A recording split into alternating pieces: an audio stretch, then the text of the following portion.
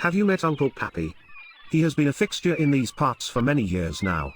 Uncle Pappy is a great fisherman, and the townspeople respect him for his skill. The thing about Pappy is, he likes to share his love of fishing with everyone.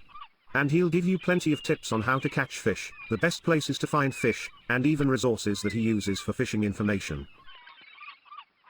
Uncle Pappy got his name from a fishing boat gig he did 10 years ago. His real name is Daniel Pappas, so his friends called him Pappy. On the boat, he was the best fisherman, which led to the others to refer to him as their uncle out of respect. The name stuck after that trip. Uncle Pappy is a bit of a salty dog, but we can see why he is well liked by the townspeople. Under that salty exterior is a heart of gold. He is an old softy. One thing you know for sure is that he loves fishing and loves to share his knowledge about it. That is something we can all benefit from. Thank you, Uncle Pappy.